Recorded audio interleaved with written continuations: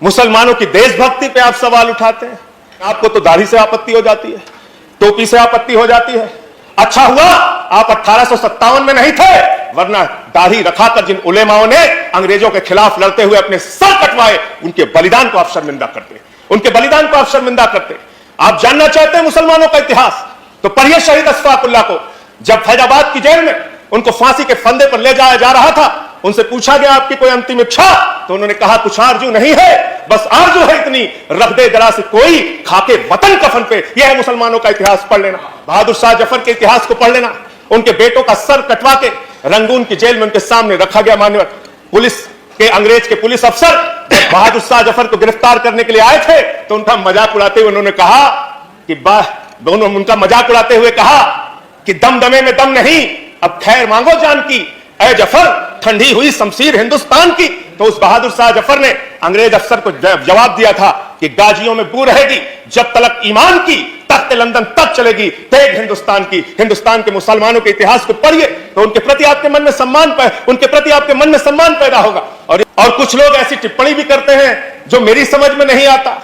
मैं जिस सुल्तानपुर के छोटे से शहर में काम करता था, वहां मेरे साथ शमशाद भाई काम करते थे, बहुत आपसे ज्यादा तेज भारत माता की जय वो लगा सकते हैं। धर्म के नाम पे इस देश के अंदर बंटवारे चलते रहेंगे। ये विविधता में एकता वाला देश है, यहाँ पे सभी धर्म, सभी जाति, सभी वर्ग के लोगों को सम्मान से रहने का हक है।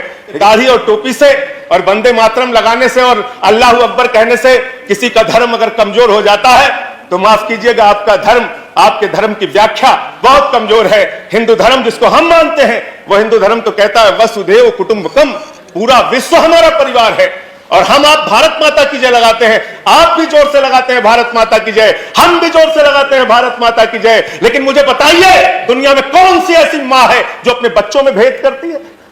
दलित बच्चे को अलग निगाह से देखेगी, मुसलमान बच्चे को अलग निगाह से देखेगी, पिछड़े बच्चे को अलग निगाह से देखेगी, सिख बच्चे को अलग निगाह से देखेगी।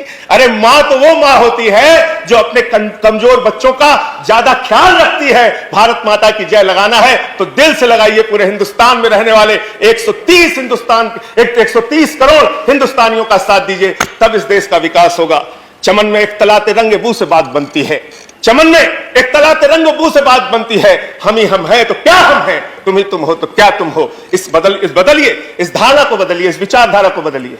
आपने संघीय ढांचे का उल्लेख किया, माननीय, देश के संघीय ढांचे को आप कैसे मजबूत कर रहे हैं, ये हमने दिल्ली में बहुत अनुभव किया है। आपने एक ऐसी सरकार को 4.5 साल तक चलने नहीं दिया, जिसके इतिहास को अगर आप समझेंगे तो जरूर थोड़ी शर्मिंदगी आपको होगी। एक ऐसी सरकार जिसने बिजली का दाम आधा किया, जिसने 20,000 लीटर पानी मुफ्त करने का काम किया, जिसने मोहल्ला क्लिनिक का मॉडल बनाया, जिसकी चर्चा अमेरिका में हो रही है, फ्रांस में हो रही है, जर्मनी में हो रही है।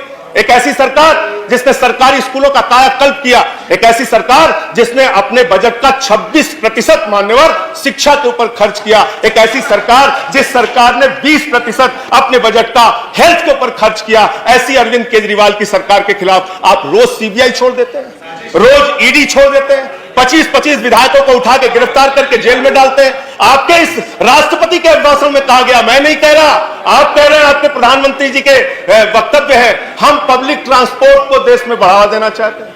वाह भाई, आप पब्लिक ट्रांसपोर्ट को बढ़ावा देना चाहते हैं, लेकिन दिल्ली में महिलाओं के लिए फ्री मेट्रो अगर अरविंद केजरीवाल जी करना चाहते हैं, तो आप उसमें अड़ंगा डालते, कहते 8 महीने तक हमको कुछ कर नहीं सकते।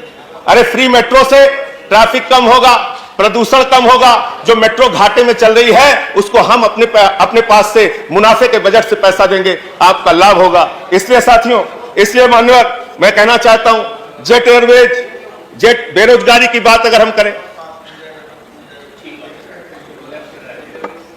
जेट एयरवेज के हजारों एम्प्लॉय आपकी नीतियों के कारण बेरोजगारी की कगार पे पहुंच गए, और अब तक 4 कर्मचारी उनके आत्महत्या कर चुके हैं।